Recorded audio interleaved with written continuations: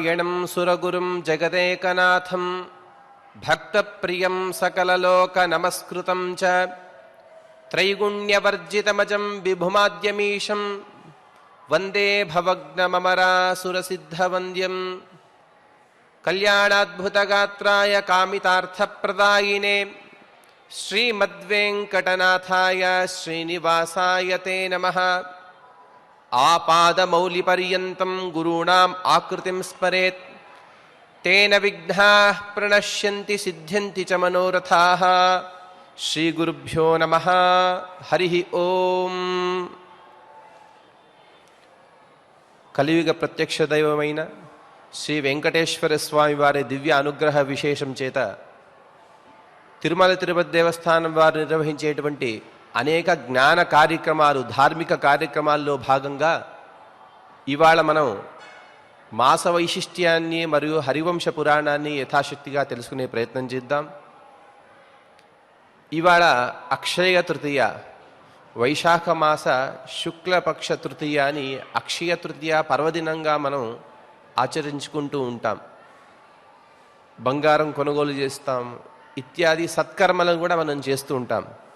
కానీ వాస్తవంగా అక్షయ తృతీయ గురించి మనకు పురాణాలు చాలా విధిగా ఈ కార్యక్రమాలు చేయాలి అని మనకు ఉపదేశిస్తున్నాయి. అటువంటి అక్షయ తృతీయ గురించి ఒక వృత్తాంతాన్ని స్కంద పురాణంలో చెప్పారు. ఆ కథని మనం తెలుసుకునే ప్రయత్నం చేద్దాం. నారాయణం నమస్కృత్య నరం చైవ నరోత్తమం దేవీం సరస్వతీం వ్యాసం తతో జయముదీరయే. అథాత సంప్రవక్ష్యామి మాహాత్మ్యం పాపనాశనం అక్షయ్యాయాస్తృతీయాయాః సితే పక్షే చ మాధవే.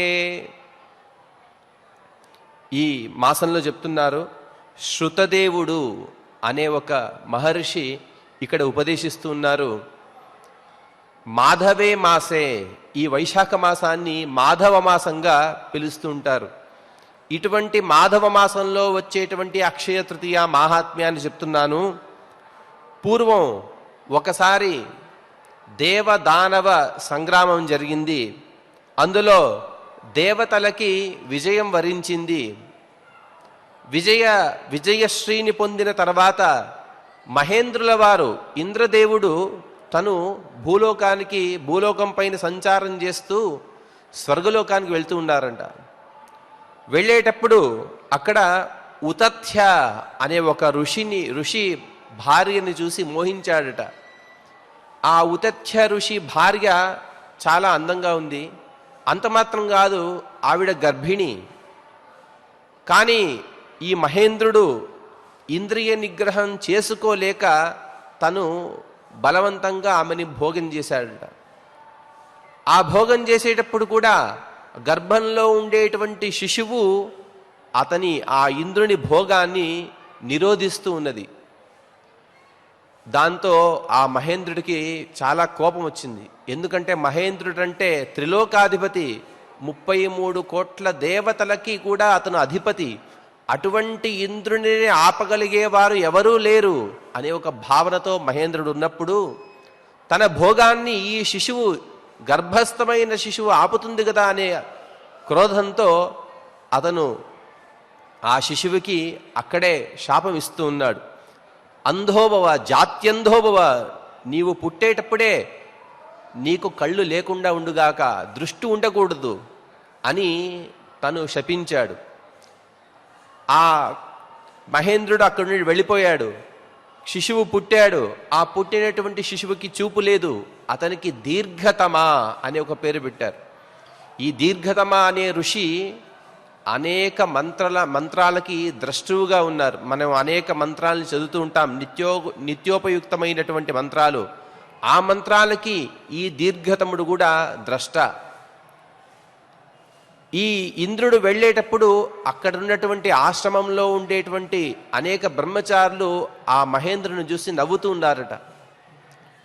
ఇంత త్రిలోకాధిపతివి, ఒక స్త్రీని సంభోగించలేకపోయావు అని వాళ్ళు హేళన చేసేటప్పటికీ ఆ హేళన వలన చాలా సిగ్గుపడుతూ మహేంద్రుడు మేరు పర్వతం యొక్క ఒక గుహలో వెళ్ళి దాక్కున్నాడు. దాక్కుని తను మరియు తన భార్య అయినటువంటి శచీదేవితో సహితంగా అక్కడ తపస్సుని ఆచరిస్తూ ఉన్నాడు. ఈ విషయం ఎప్పుడైతే బలిచక్రవర్తికి తెలిసిందో మరొక్కసారి బలిచక్రవర్తి దేవతలపైకి యుద్ధానికి వెళ్ళి జయాన్ని పొంది స్వర్గలోకాన్ని ఆక్రమించుకున్నాడు. దీనివలన దేవతలందరూ కూడా ఖిన్నులై బృహస్పత్యాచార్యులతో వారితో సహితంగా ఆ మేరు పర్వతానికి మహేంద్రుడు ఉన్నటువంటి ఆ స్థలానికి వచ్చారు. వచ్చి ఇంద్రుని క్షేమ సమాచారాలు అడిగినప్పుడు ఆ ఇంద్రుడు చెప్తున్నాడు, పరస్త్రీ సంగదోషేణ బలం వీర్యం యశోమలం మంత్రశక్తి శాస్త్రశక్తి విద్యాశక్తిశ్చ మానద. హే గురో, దేవతలారా, నేను చాలా గొప్పవాడిని అనుకున్నాను, కానీ చేసినటువంటి తప్పు వలన నా దగ్గర ఉన్నటువంటి బలమంతా కూడా నష్టమైపోయింది. నా దగ్గర ఎన్ని బలాలు ఉండేవి, వీర్యము, గొప్ప కీర్తి, మంత్రశక్తి ఉండేది, శాస్త్రశక్తి ఉండేది, విద్యాశక్తి ఉండేది, కానీ పరస్త్రీ సంగం చేశాను, దాని వలన ఈ అన్ని కూడా నష్టమైపోయాయి అని తను దుఃఖపడుతూ ఉన్నాడు. అప్పుడు బృహస్పత్యాచార్యుల వారు చెప్తారు, నాయనా, నీవు చేసినది తప్పే, కానీ దీనికి ఒక ప్రాయశ్చిత్తం ఉన్నది.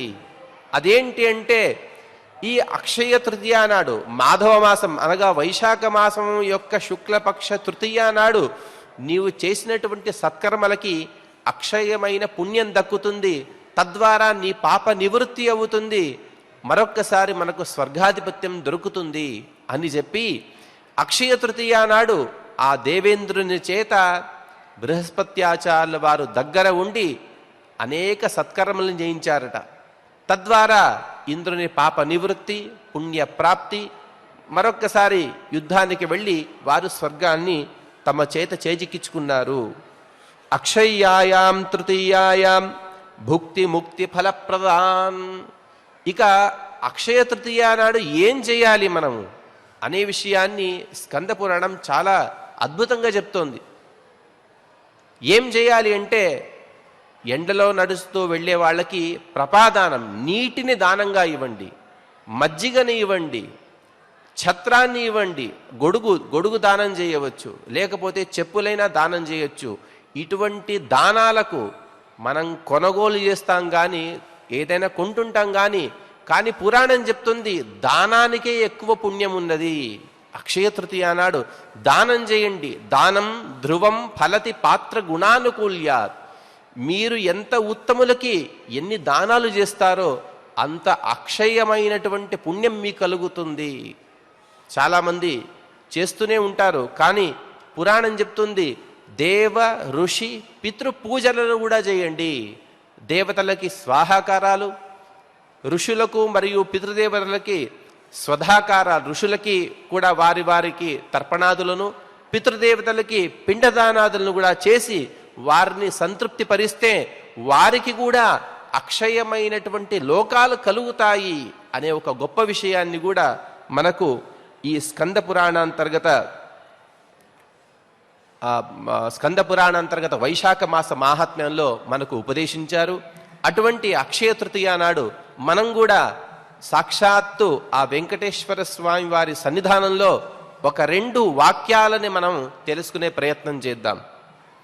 హరివంశ పురాణంలో భాగంగా నిన్నటి వరకు మనం స్వయంభువ మను మరియు శతరూప ఇద్దరు కూడా బ్రహ్మదేవుని శరీరం నుండి ఆవిర్భవించారు. పుట్టినప్పుడు ఈ హరివంశ పురాణం చెబుతోంది, హరివంశ పురాణాన్ని ఎలా వినాలి అంటే, శ్రద్ధయైవ నృణాం సిద్ధి జాయతే లోకయోర్ద్వయోః శ్రద్ధయా భజత పుంసః శిలాపి ఫలదాయిని. మీదేదైనా చేయండి, కానీ శ్రద్ధతో చేయండి. మనకు ఉపనిషత్తు కూడా చెప్తోంది, యదేవ శ్రద్ధయా కరోతి విద్యయా కరోతి. ప్రతి ఒక్క పనిని కూడా శ్రద్ధగా చేయండి, తెలుసుకొని చేయండి. తెలుసుకోక, శ్రద్ధ లేక, భక్తి లేక ఏ కర్మను ఆచరించవద్దు అని చెప్పినట్టుగానే హరివంశ పురాణాన్ని కూడా శ్రద్ధగా వినండి. శ్రద్ధగా చేస్తే మనకు ఫలితమేమి అంటే, శిలాపి ఫలదాయిని, శ్రద్ధతో మీరు ఒక రాయినైనా పూజించండి, ఆ రాయి కూడా మీకు ఫలాన్ని ఇస్తుంది. మనం వింటుంటాం, అర్చకస్య తపోఫలాత్ శిలా భవతి శంకరః. అర్చకుడు శ్రద్ధతో పూజిస్తే ఆ శిల కూడా శంకరుడై అతనికి అభీష్టాలను ఇస్తుంది. అటువంటి ఈ హరివంశ పురాణాన్ని మనం శ్రద్ధగా వినాలి.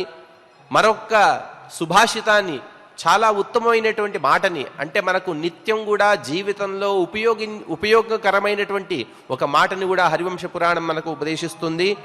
మంత్రే తీర్థే ద్విజే దేవే దైవజ్ఞే భేషజే గురౌ యాదృశీ భావనాయస్య సిద్ధిర్భవతి తాదృశీ. మంత్రం అంటే మనం ఏదైతే స్తోత్రం చేస్తామో ఆ స్తోత్రం ఎందు గాని, మనం ఏదైనా తీర్థంలో స్నానం చేసేటప్పుడు కానీ, ఎక్కడైనా మన గురువులుంటే ఆ గురువుల యందు గాని, మనం పూజించేటువంటి దైవమునందు గాని, మనం వెళ్ళినటువంటి వైద్యుల దగ్గర మరియు మాతాపితృల యందు, వీరి యందు మనము ఎటువంటి భావనను పెట్టుకుంటామో మనకు సిద్ధి కూడా అటువంటిదే కలుగుతూ ఉంటుంది.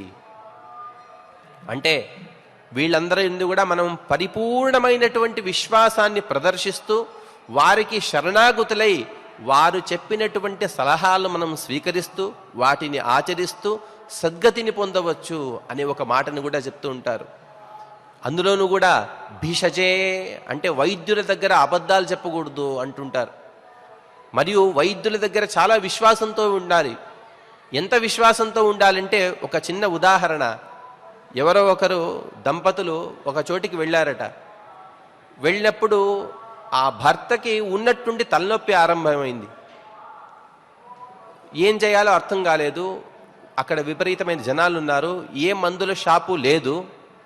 ఉన్నట్టుండి వాళ్ళ ఫ్యామిలీ డాక్టర్, వాళ్ళ కుటుంబానికి వైద్యాన్ని చేసేటువంటి వైద్యుడు అక్కడ దొరికాడు.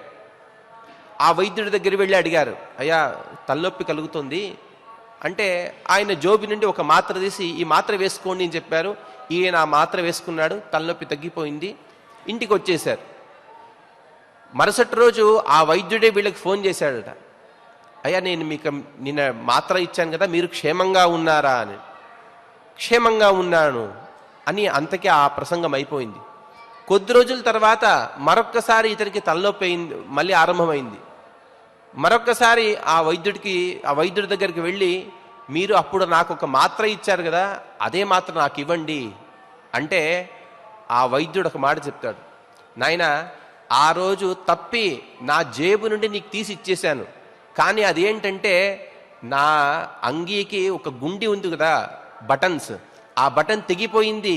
ఇది ఎక్కడ నా భార్య తిడుతుందోనని నా జేబులో పెట్టుకున్నాను. ఆ బటన్ని, ఆ గుండిని నీకు ఇచ్చాను, నీవది మింగేశావు, దానివల్ల నీకు తగ్గిపోయింది. కానీ అంటే నీవు నా పైన ఎటువంటి విశ్వాసాన్ని ప్రదర్శించావో ఆ విశ్వాసం చేత అప్పుడు నీకు ఆ అనారోగ్యం అనేది తొలగిపోయింది. అందుకోసమే మరుసటి రోజు నేను నీకు ఫోన్ చేసి అడిగాను, నీవు బాగున్నా, నీ క్షేమ సమాచారం నేను తెలుసుకున్నాను అనే ఒక ఉదాహరణని ఇక్కడ ఈ కథలో మనం చూడవచ్చు. అంటే వైద్యుల దగ్గర కానీ గురువుల దగ్గర కానీ మనం అటువంటి విశ్వాసంతో ఉండాలి. అప్పుడే మనకు అటువంటి సిద్ధి కలుగుతుంది అనే ఒక విషయాన్ని కూడా మనం తెలుసుకోవచ్చు. ఇక హరివంశ పురాణాన్ని చెప్పేవారు కానీ వినేవారు కానీ ఎటువంటి నియమాలను ఆచరించాలి అంటే, కామం క్రోధం మదం మానం మత్సరం లోభమేవచ దంభం మోహం తథా ద్వేషం దూరయచ్చ కథావ్రతి. ఎవరైతే హరివంశ పురాణాన్ని వింటూ ఉంటారో, చెబుతూ ఉంటారో, కామ క్రోధ మదము మాత్సర్యము లోభము దంభము మోహము ద్వేషము ఇటువంటి వాటిని వదిలి సమస్త దోష దూరులై హరివంశ కథాశ్రవణాన్ని చేయాలి. ఈ విధంగా ఇంతదాకా ఈ నియమాలు మనం తెలుసుకున్నాం. ఇక హరివంశ పురాణంలో భాగంగా 1వ అధ్యాయంలో శతరూపాదేవి మరియు స్వయంభూమను ఇద్దరు ప్రాదుర్భవించారు. ఇప్పటి నుండి చతుర్ముఖ బ్రహ్మకి ఒక కొత్త పేరును సూచిస్తున్నారు. అది ఏంటంటే ఆపవహ. ఆపవహ అని పిలుస్తున్నారు. చతుర్ముఖ బ్రహ్మని ఆపవహ అని అంటారు. ఎందుకంటే నీటి యందు పుట్టినవాడు, నీటి యందు అతని జననమైనవి కాబట్టి ఆ చతుర్ముఖ బ్రహ్మని ఆపవహ అని అంటుంటారు. అటువంటి చతుర్ముఖ బ్రహ్మ ద్వారా పుట్టినటువంటి శతరూప మరియు స్వయంభువ మను ఇద్దరు కూడా భార్యాభర్తలుగా ఉన్నారు. ఇంకొక విషయం ఏంటంటే, ఈ స్వయంభువ మనువుని శతరూప వివాహం చేసుకోవడానికి తపస్సు చేసిందట. ఆ తపస్సు ఎంతకాలం చేసింది అంటే, సాతు వర్షాయుతం తత్వ తపః పరమ దుశ్చరం భర్తారం దీప్త తపసం పురుషం ప్రత్యపద్యత. 10,000 సంవత్సరాల వరకు తపస్సు చేసి తనకు ఉత్తమమైనటువంటి భర్త కావాలి, తద్వారా ఉత్తమ సంతతి కావాలి, తద్వారా నేను సల్లోకాలకి మోక్షానికి వెళ్ళాలి అనే ఒక గొప్ప ఉద్దేశంతో 10,000 సంవత్సరాలు, అది కూడా మన ఆయుష్య ప్రకారంగా కాదు, దేవతామానంగా, దేవతా ఆయుష్య ప్రకారంగా 10,000 సంవత్సరాల వరకు తన తపస్సు చేసి ఈ స్వయంభువ మనువుని భర్తగా పొందింది. మా పూజ్య గురువులు కూడా చెబుతూ ఉంటారు, జీవితంలో విశేషంగా 3 గురించి తపస్సు చేయాలట. అంటే విద్యార్థిగా ఉన్నప్పుడు అందరూ కూడా గురుసేవ ఇత్యాది చేస్తూ అదొక తపస్సు.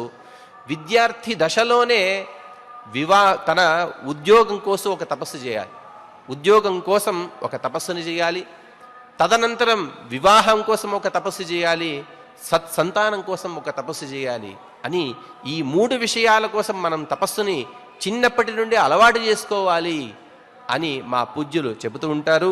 అటువంటి విషయాన్నే హరివంశ పురాణం కూడా మనకు సందేశాత్మకంగా ఇక్కడ వివరిస్తూ ఉన్నది. ఆ శతరూపాదేవి 10,000 సంవత్సరాలు తపస్సును చేసి స్వయంభువ మనువుని భర్తగా పొంది, వాళ్ళు ఆ స్వయంభువ మనువుకి ఎంత ఆయుష్కాలము అంటే కృత త్రేత ద్వాపర కలి అనే 4 యుగాలు కలిస్తే ఒక మహాయుగం. ఇటువంటి మహాయుగాలు 71 అయితే అది ఒక మన్వంతర కాలము. స్వయంభువ మను ఈ ప్రపంచాన్ని అంతవరకు శాసిస్తాడు. 14 మన్వంతరాలు మనకున్నాయి, మను అధిపతులు ఉన్నారు. ఆ మను అధిపతులు అందరూ కూడా మనకు అంతకాలం వరకు వాళ్ళు మనల్ని శాసిస్తూ ఉంటారు. ఇటువంటి స్వయంభువ మను శతరూప వీరికి వీరుడు అనే ఒక కుమారుడు కలిగాడు. ఆ వీరుడి భార్య పేరు కామ్య. ఈ కామ్యకి వీరుడి ద్వారా ప్రియవ్రతుడు మరియు పాదుడు వీళ్ళిద్దరు పుట్టారట. అంటే భాగవత పురాణంలో కానీ ఇంకా మిగతా పురాణాల్లో కానీ ఈ ఉల్లేఖం లేదు. స్వయంభువ మనువుకే ప్రియవ్రతుడు మరియు పాదుడు ఇద్దరు పుట్టారు అని అక్కడ చెప్పారు. కానీ ఇక్కడ వీరుడిని గురించి ఈ పురాణాలు చెప్తున్నారు. వీటికి మనం అర్థం ఎలా చేసుకోవాలంటే కల్పభేదంగా చేసుకోవాలి. ఒక కల్పంలో ఇలా పుట్టి ఉంటారు అనే ఒక విషయాన్ని కూడా మనం ఇక్కడ తెలుసుకోవచ్చు. ఇందులో జ్యేష్ఠ కుమారుడైనటువంటి ప్రియవ్రతుడికి ఆమె భార్య పేరు కూడా కామ్యానే. అంటే అత్తగారి పేరు కూడా కామ్యనే, కోడలి పేరు కూడా కామ్యనే. ఆమె కర్దమ ఋషి యొక్క కుమార్తె. ఇక 2వ కుమారుడైనటువంటి ఉత్తానపాదుడు గురించి అనేక సందర్భాల్లో ఇతని పేరు వస్తూ ఉంటుంది. ఎప్పుడు అంటే ధ్రువుడి పేరు వచ్చినప్పుడంతా కూడా పాదుడు ఉల్లేఖం చేస్తూ ఉంటారు. ఔత్తానపాదిహి అని మనకు పురాణాల్లో చెప్తూ ఉంటారు ధ్రువుడి గురించి. ఆ ఉత్తానపాదుడు చాలా మంచి గుణసంపన్నుడు. ఆ గుణ సంపన్నతని చూసి అత్రి మహర్షి అతన్ని దత్తత తీసుకున్నారట. ఉత్తానపాదం జగ్రాహ పుత్రమత్రి ప్రజాపతి. యద్యపి ఈ ఉత్తానపాదుడు స్వయంభువ మను కుమారుడు, అత్రి ఋషికి కూడా సంతానం ఉన్నారు. కానీ ఇతని సద్గుణాలు చూసి ఇతని సంతతి ధ్రువ మహారాజుని ఉద్దేశంగా పెట్టుకొని అత్రి ఋషుల వారు ఇతన్ని దత్తత తీసుకున్నారట. దత్తత తీసుకుని ఆ ఉత్తానపాదుడికి వివాహమైంది. ఎవరు అంటే సూనృత అనే ఒక ధర్మదేవత యొక్క కుమార్తె. ఆమె ఎలా పుట్టింది అంటే సాక్షాత్ హయమేధేన జాతాచ. అశ్వమేధ యాగం చేసేటప్పుడు ఆ అశ్వమేధ యాగం నుండే పుట్టినటువంటి గొప్ప స్త్రీ. ఆమెని ఈ ఉత్తానపాదుడికిచ్చి వివాహం చేశారు. వారికి 4 కుమారులు కలిగారు. అంటే సూనృత అని ఇక్కడ చెప్పారు, కానీ భాగవతంలో సునీతి అని ఈ ధ్రువుడి తల్లి యొక్క పేరుని చెప్తూ ఉంటారు. వీరికి 4 కుమారులు, ధ్రువుడు, కీర్తిమాన్, శివుడు, అయస్పతి అనే 4 కుమారులు వీరికి పుట్టినారు. ధ్రువో వర్ష సహస్రాణి త్రీణి దివ్యాని భారత తపస్తేపే మహారాజ ప్రార్థయన్ సుమహద్యశః. ఈ ధ్రువ చక్రవర్తి తపస్సును చేశారు. ఎంతకాలం తపస్సు చేశారు అంటే 3000 సంవత్సరాలు తపస్సు చేశారు అని హరివంశ పురాణం చెప్తోంది. కానీ భారతంలో కానీ భాగవతంలో కానీ చెప్పిన విధానం ఏంటంటే 5 నెలల వరకే తపస్సు చేశారు. ఒక్కొక్క పురాణంలో ఒక్కో రకంగా చెప్తూ ఉంటే మనం ఎలా అర్థం చేసుకోవాలి అంటే దీనికి అధ్యయన క్రమంలో మరొక పురాణాన్ని మనం ఆశ్రయించాల్సి ఉంటుంది. విష్ణు పురాణంలో ఈ విషయాన్ని స్పష్టంగా చెప్తారు. విష్ణు పురాణంలో చెప్తారు, ధ్రువ మహారాజు పూర్వజన్మలో అంటే ధ్రువుడిగా పుట్టక ముందు పూర్వజన్మలో 3000 సంవత్సరాలు తపస్సు చేశాడు. ఇంకేమి భగవత్ సాక్షాత్కారం అవ్వడానికి ఇంకొక 5 నెలలు ఉన్నది. తత్పూర్వమే అతనికి ఆ దేహాన్ని వదలవలసి వచ్చినది. అంటే అతను చనిపోయాడు. ఇంకా 5 నెలల తపస్సు మాత్రమే మిగిలి ఉన్నది. పరమాత్మ ఎంత అనుగ్రహ కారకుడు అంటే ఆ 3000 సంవత్సరాల తపస్సుని అతను ల్యాప్స్ చేయలేదు. దాన్ని మైనస్ చేసేసి ఉంటే ధ్రువుడి మరొక్కసారి 3000 సంవత్సరాలు తపస్సు చేయవలసి ఉండేది. కానీ మరుజన్మలో కేవలం 5 నెలలు తపస్సు చేశాడు. తద్వారా భగవత్ సాక్షాత్కారాన్ని పొందాడు అనే ఒక గొప్ప విషయాన్ని కూడా ఇక్కడ చెప్తున్నారు. తస్మై బ్రహ్మా దదౌ ప్రీతః స్థానమ ప్రతిమం భువి అచలం చైవ పురతః సప్తర్షీణాం ప్రజాపతి. ఆ ధ్రువుడి తపస్సుకి మెచ్చి పరబ్రహ్మ ఏమి అనుగ్రహించారు ఆ ధ్రువుడికి అంటే శాశ్వతమైనటువంటి సప్తర్షి లోకం ముందు అతనికి ఒక లోకాన్ని ఇచ్చారట. మనం శాస్త్రంలో వింటుంటాం, అర్చిరాది పథావాయుం ప్రాప్య తేన జనార్దనం. ఎవరైనా మోక్షానికి వెళ్ళాలండి, మోక్షానికి వెళ్ళాలి అంటే ఎలా వెళ్ళాలి? దానికి ఒక దారి ఉండాలి కదా. మనం ఇప్పుడు గూగుల్ మ్యాప్స్ వేసుకుంటుంటాం, అలాగే ఒక మ్యాప్ వేసుకుని ఒక దారిలో ఒక రోడ్లో వెళ్ళాలి కదా. మోక్షానికి ఒక దారి ఉంది. అదేంటంటే ఆ దారి పేరు ఏమంటే అర్చిరాది మార్గం అంటారు. అర్చిరాది మార్గం ఆ ఒక మనం హైవేని అనుకోవచ్చు. ఆ అర్చిరాది మార్గం ద్వారా మనమందరూ కూడా మోక్షానికి వెళ్ళాలి.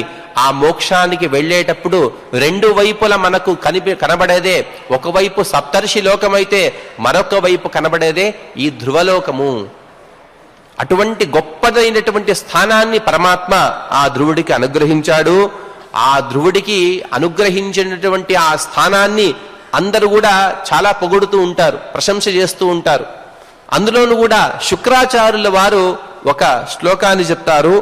అహోస్య తపస్బలం యదేనం పురద కృత్వా ధ్రువం సప్తర్షయ స్థితాః. మన నైబర్స్ ఉంటారు, అంటే మన ఇంటి చుట్టుపక్క ఎవరైతే ఉంటారో వారిని చూసే మనం ఎటువంటి వాళ్ళమో మనం చెప్పేయచ్చు.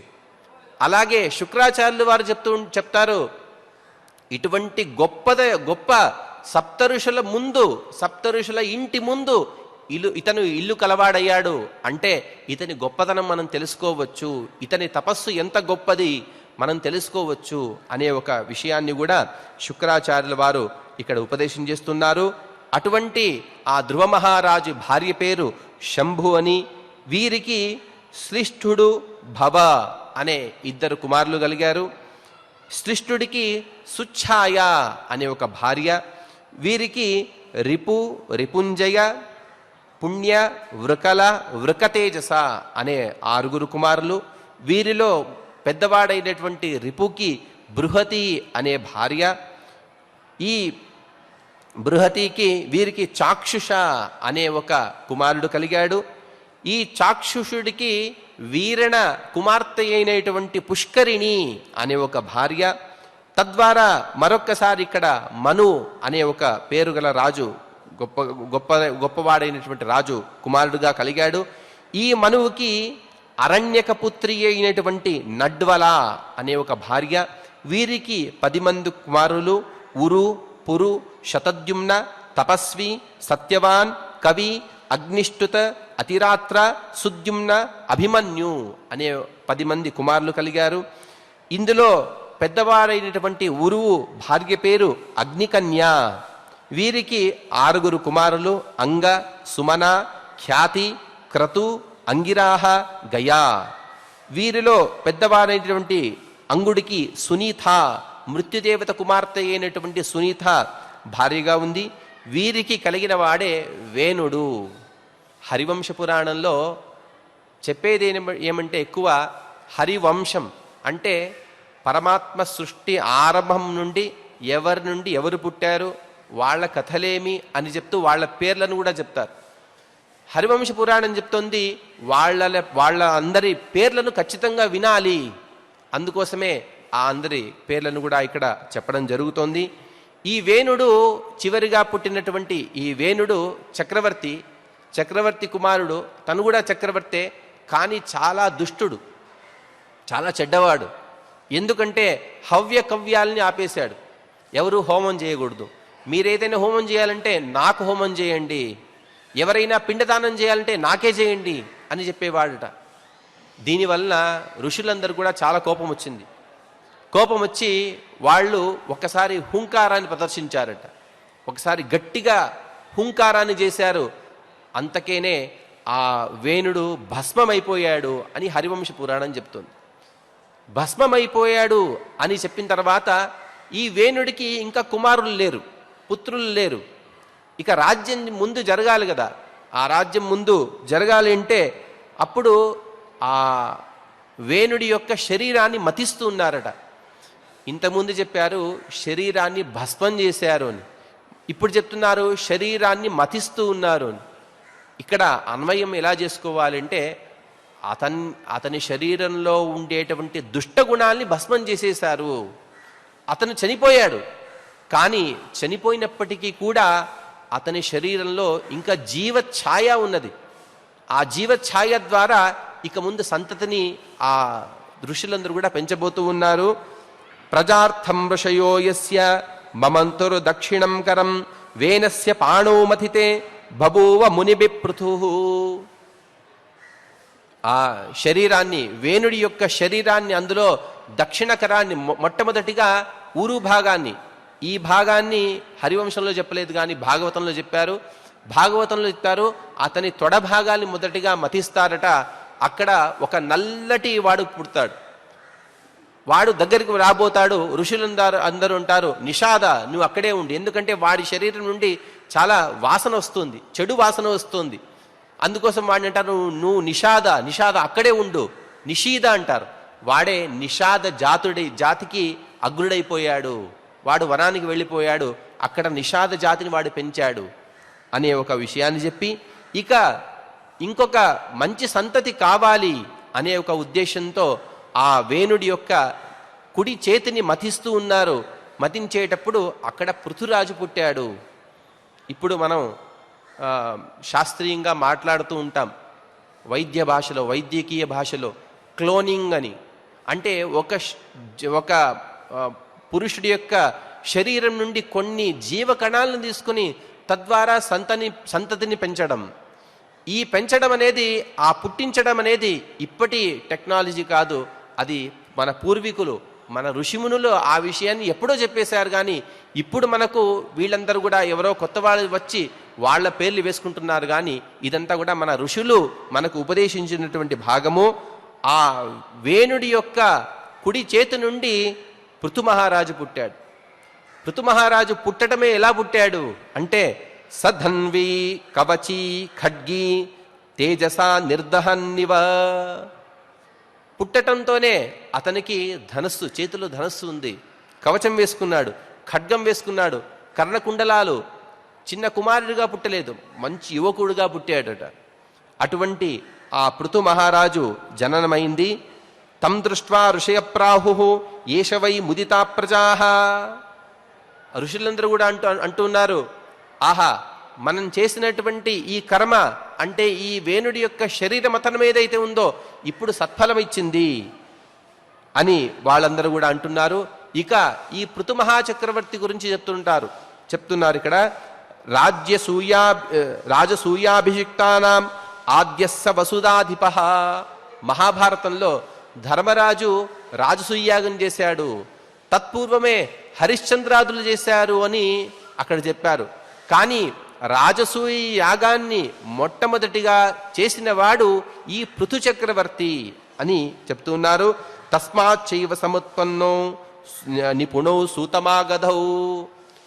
ఈ పృథు చక్రవర్తి రాజసూయాగం చేస్తున్నాడట. చూసేటప్పుడు అక్కడ ఇద్దరు ఆవిర్భవించారు. వాళ్ళు ఎవరుంటే సూతమాగధులు, వంది మాగధులు అని మనం వింటూ ఉంటాం. అంటే వాళ్ళ పని ఏంటంటే రాజుల యొక్క వంశాన్ని, ఆ రాజుల యొక్క గొప్పతనాన్ని కీర్తించడమే వాళ్ళ పని. వాళ్ళు అక్కడ ఆవిర్భవించారు. తేనేయం గౌర్మహారాజ దుగ్ధా సస్యాని భారత ప్రజానాం వృత్తికామేన దేవై సర్షిగణై సహ. ఇంతవరకు సృష్టి జరిగింది, కానీ ప్రతి ఒక్కరికి కూడా పని లేదు. చాలామంది ఖాళీగా కూర్చొని ఉన్నారు. అప్పుడు పృథు చక్రవర్తి ఆలోచించాడంట, అందరికి కూడా మనం ఏదో ఒక పని కల్పించాలి. అందుకోసం దేవతలని, పితృదేవతలని, ఋషులను, గంధర్వలను అందరిని కూడా పిలిచాడట. మీకందరికి కూడా నేను పనిని కల్పిస్తాను అని భూమిని ఆదేశించి ఆ భూదేవి ద్వారా వారందరికి కూడా తను పనిని కల్పించాడు అని ఈ విధంగా ఈ పృథు చక్రవర్తి యొక్క మహాత్మ్యాన్ని చెప్పారు. పృథుపుత్రౌతు ధర్మగ్నౌ జజ్ఞాతేంతర్ధపాలితో శిఖండిని హవిర్ధాన. ఈ పృథు చక్రవర్తికి ఇద్దరు కుమారులు, శిఖండిని, హవిర్ధానుడు. హవిర్ధానుడికి ధిషణ అనే ఒక భార్య ద్వారా ప్రాచీన బర్హి, శుక్ల, గయ, కృష్ణ, వ్రజ అనే కుమారులు కలిగారు. అందులోనూ కూడా ఈ ప్రాచీన బర్హి ఉన్నాడు కదా, ఈ ప్రాచీన బర్హి గురించి చెప్తున్నారు. ప్రాచీనాగ్ర కుశాస్తస్య పృథివ్యాం జనమే జయ. ప్రాచీన బర్హికి ఒక అలవాటు ఏంటంటే ఎప్పుడు కూడా ఎక్కడ పడితే ఎక్కడ క్షేత్రం అనిపిస్తుందో అక్కడ యాగం చేయడం. ఈ విధంగా అతను యాగం చేసి యాగం చేసేటప్పుడు ఆ యాగ కుండానికి, హోమగుండానికి మనం దర్భలను వేస్తుంటారు. ఆ దర్భలు కూడా పూర్వాగ్రంగా ఉండాలి. ఆ పూర్వాగ్రంగా దర్భలు వేసి ప్రపంచమంతా కూడా ఎక్కడ చూసినా దర్భలే కనబడుతున్నాయంట. అంటే ప్రపంచంలో ఏ స్థలాన్ని వదలకుండా అతను ప్రతి ఒక్క చోట కూడా యాగాన్ని నిర్వర్తించాడు. అటువంటి గొప్పవాడైనటువంటి ఈ ప్రాచీన బర్హి సముద్రతనయాంతో కృతదారో భవత్ ప్రభు. ఈ ప్రాచీన బర్హి సవర్ణ అనే ఒక భార్యని వివాహం చేసుకున్నాడు. ఈ సవర్ణకు పేరు, ఇంకొక పేరు ఏమంటే సాముద్రి. ఎందుకంటే సముద్రరాజు యొక్క కుమార్తె కాబట్టి సాముద్రి అని చెప్తుంటారు. వీరియందు ప్రచేతుసులు అనే కుమారులు పుట్టారు. వారు ధనుర్వేదాన్ని తెలుసుకున్నవారు. ఈ వీరందరూ కూడా ప్రచేతుసులు వీళ్ళేమంటారంటే, మేము సంతానాన్ని ముందు పెంచే ఆలోచన మాకు లేదు, మేము కేవలం తపస్సు చేస్తాం అని వెళ్ళి వాళ్ళు తపస్సు కూర్చున్నారట. ఎక్కడ తపస్సు కూర్చున్నారు అంటే సముద్ర మధ్యలో, సముద్రం అడుగు భాగాన కూర్చుని తపస్సు చేస్తున్నారు. వీళ్ళు సముద్రం అడుగు భాగంలో 1000 సంవత్సరాల వరకు తపస్సు చేసి బయటికి వచ్చిన తర్వాత చూస్తే ఎక్కడ కూడా గాలి ఆడటం లేదట. ఎందుకంటే అన్ని చోట్ల కూడా పెద్ద పెద్ద చెట్లు, దట్టమైన అనేక వృక్షాలు పెరిగిపోయాయి. గాలి కూడా ఆడక అందరు కూడా సమస్త ప్రాణికోటి కూడా చాలా ఇబ్బందులు పడుతూ ఉన్నాయి. అటువంటి సందర్భంలో ఆ ప్రచేతస గణం, ఈ 10 మంది కూడా ఏం చేశారు అనే భాగాన్ని, మరియు పృథు చక్రవర్తి ఏ విధంగా అయితే రాజ్యపాలన చేశారో అనే భాగాన్ని మనం రేపు తెలుసుకునే ప్రయత్నం చేద్దాం. ఈ పృథు చక్రవర్తి యొక్క రాజ్యభారం, రాజ్య నిర్వహణ ఎలా నిర్వర్తించాడు అనే భాగాన్ని వింటే అందరికి కూడా వాళ్ళ ఇండ్లలో ఆధిపత్యం దొరుకుతుంది. ఉదాహరణకి ఇంటి పెద్దగా ఎవరుంటారో వారి మాట చిన్నవారు వినకపోవచ్చు. ఈ పృథు ఉపాఖ్యానం వింటేగిన అందరూ కూడా వారి మాటలను వింటారు. అటువంటి గొప్ప ఉపాఖ్యానాన్ని, పృథు ఉపాఖ్యానాన్ని రేపు తెలుసుకునే ప్రయత్నం చేద్దాం. ఇక ఇప్పుడు మనం హరివంశ పురాణాంతర్గతమైనటువంటి ఆర్యాస్థితిలో భాగంగా నిన్న 17 శ్లోకాలు పారాయణ చేసుకున్నాం. ఇవాళ తదుపరి 17 శ్లోకాల్ని పారాయణం చేసుకుందాం. అథ శ్రీ హరివంశ పురాణే విష్ణు పర్వే శ్రీ వైశంపాయన ప్రోక్తం శ్రీ ఆర్యా స్తోత్రం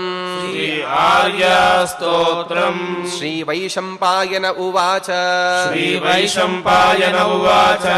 సరస్వతీ చ వాల్మీకే స్మృతిర్ద్వైపాయనే తథా ఋషీణాం ధర్మబుద్ధిస్తు దేవానాం మానసీ తథా సురాదేవీ తు భూతేషు స్తూయసే త్వం స్వకర్మభిః ఇంద్రస్య చారు దృష్టిస్త్వం సహస్రనయనేతి చ తాపసానాం చ దేవీ త్వం అరణీ చాగ్నిహోత్రిణాం శుధా చ సర్వభూతానాం తృప్తిస్త్వం దైవతేషు చ స్వాహా తృప్తిర్ధృతిర్మేధా వసూనాం త్వం వసూమతి ఆశాత్వం మానుషాణాం చ పుష్టిశ్చ కృతకర్మణాం దిశశ్చ విదిశశ్చైవ తథా హి అగ్నిశిఖా ప్రభా శకునీ పూతనా త్వం చ రేవతీ చ సుదారుణా నిద్రాపి సర్వభూతానాం మోహినీ క్షత్రియా తథా విద్యానాం బ్రహ్మ విద్యాత్వం ఓంకారోథవ షట్టథా నారీణాం పార్వతీ చ త్వం పౌరాణీం ఋషయో విదుః అరుంధతీ చ సాధ్వీనాం ప్రజాపతివచో యథా పర్యాయనామభిర్దివ్యైః ఇంద్రాణీ చేతి విశ్రుతా త్వయా వ్యాప్తమిదం సర్వం జగత్స్థావరజంగమం సంగ్రామేషు చ సర్వేషు అగ్నిప్రజ్వలితేషు చ నదీతీరేషు చౌరేషు కాంతారేషు భయేషు చ ప్రవాసే రాజబంధే చ శత్రూణాం చ ప్రమర్దనే ప్రాణాత్యయేషు సర్వేషు త్వం హి రక్షాన సంశయః త్వయి మే హృదయం దేవి త్వయి చిత్తం మనస్త్వయి రక్ష మాం సర్వపాపేభ్యః ప్రసాదం కర్తుమర్హసి ఇమం యః సుస్తవం దివ్యం సౌస్తవం దివ్యం ఇతి వ్యాస ప్రకల్పితం ఇతి వ్యాస ప్రకల్పితం యః పఠేత్ ప్రాతరుత్థాయ యః పఠేత్ ప్రాతరుత్థాయ శుచిః ప్రయతమానసః శుచిః ప్రయతమానసః త్రిభిర్మాసైః కాంక్షితం చ త్రిభిర్మాసైః కాంక్షితం చ ఫలం వై సంప్రయచ్చసి ఫలం వై సంప్రయచ్చసి షడ్భిర్మాసైః వరిష్టం తు షడ్భిర్మాసైః వరిష్టం తు వరమేకం ప్రయచ్చసి వరమేకం ప్రయచ్చసి అర్చితా తు త్రిభిర్మాసైః అర్చితా తు త్రిభిర్మాసైః దివ్యం చక్షుః ప్రయచ్చసి దివ్యం చక్షుః ప్రయచ్చసి సంవత్సరేణ సిద్ధిం తు సంవత్సరేణ సిద్ధిం తు యథా కామం ప్రయచ్చసి యథా కామం ప్రయచ్చసి సత్యం బ్రహ్మ చ దివ్యం చ సత్యం బ్రహ్మ చ దివ్యం చ ద్వైపాయన వచో యథా ద్వైపాయన వచో యథా నృణాం బంధం వధం ఘోరం నృణాం బంధం వధం ఘోరం పుత్రనాశం ధనక్షయం పుత్రనాశం ధనక్షయం వ్యాధి మృత్యుభయం చైవ వ్యాధి మృత్యుభయం చైవ పూజితా శమయిష్యసి పూజితా శమయిష్యసి భవిష్యసి మహాభాగే భవిష్యసి మహాభాగే వరదా కామరూపిణి వరదా కామరూపిణి మోహయిత్వా చ తం కంసం మోహయిత్వా చ తం కంసం ఏకా త్వం భోక్ష్యసే జగత్ ఏకా త్వం భోక్ష్యసే జగత్ అహమప్యాత్మనో వృత్తిం అహమప్యాత్మనో వృత్తిం వధాస్యే గోషు గోపవత్ వదాస్యే గోషు గోపవత్ స్వవృద్ధ్యర్థమహం చైవ ప్రవృద్ధ్యర్థమహం చైవ కరిష్యే కంస గోపతాం కరిష్యే కంస గోపతాం ఏవం తాం స సమాదిశ్య ఏవం తాం స సమాదిశ్య గతోంతర్ధానమీశ్వరః గతోంతర్ధానమీశ్వరః సా చాపి తం నమస్కృత్య సా చాపి తం నమస్కృత్య తథా స్థితి చ నిశ్చిత తథా స్థితి చ నిశ్చిత యశ్చేతత్ పఠతే స్తోత్రం యశ్చేతత్ పఠతే స్తోత్రం శృణుయాద్వాప్యభీక్ష్ణశః శృణుయాద్వ్యాప్యభీక్ష్ణశః సర్వార్థసిద్ధిం లభతే సర్వార్థసిద్ధిం లభతే నరో నాస్త్యత్ర సంశయః నరో నాస్త్యత్ర సంశయః ఇది శ్రీహరివంశపురాణే ఇతి శ్రీహరివంశపురాణే విష్ణుపర్వే విష్ణుపర్వే శ్రీవైశంపాయన ప్రోక్తం శ్రీవైశంపాయన ప్రోక్తం శ్రీ ఆర్యాస్తోత్రం సంపూర్ణం శ్రీ ఆర్యాస్తోత్రం సంపూర్ణం. ఇప్పుడు శ్రీ హరివంశ ప్రార్థనా శ్లోకాలను కూడా నేను చెప్పగా మీరందరూ కూడా పలకండి.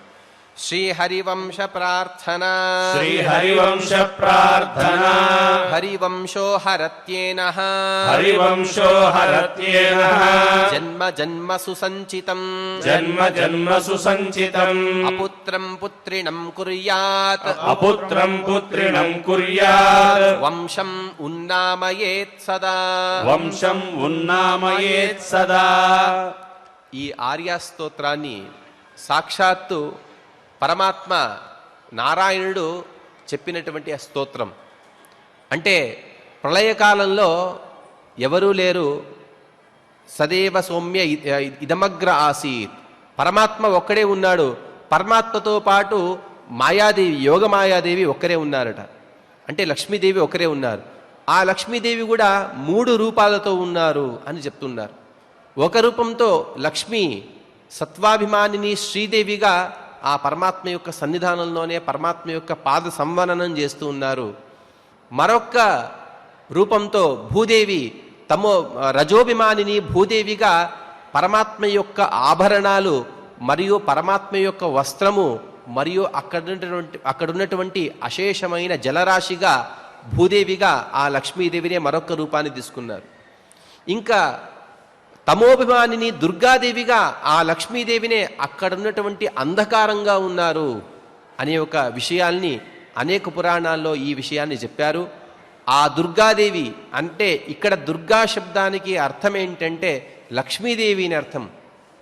ఈ స్తోత్రం ఎందుకు వచ్చింది, ఈ స్తోత్రం ఎవరు చెప్పారు అనే విషయాన్ని మనం తర్వాత అంటే హరివంశ పర్వం అయి విష్ణు పర్వం యొక్క ఆది భాగంలో ఆ విషయాన్ని తెలుసుకుంటాము.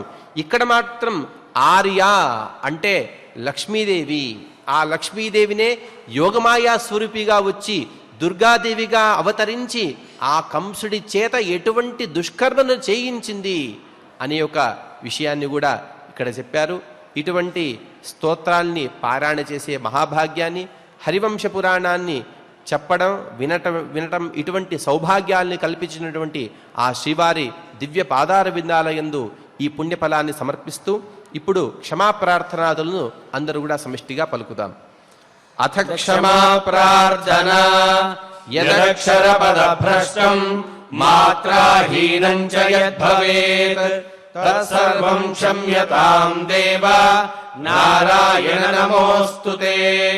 అథ భగవత్ సమర్పణం కాయేన వాచా మనసేంద్రియైర్వా బుద్ధ్యాత్మనా వా ప్రకృతే స్వభావాత్ కరోమి యద్యత్ సకలం పరస్మై నారాయణాయేతి సమర్పయామి.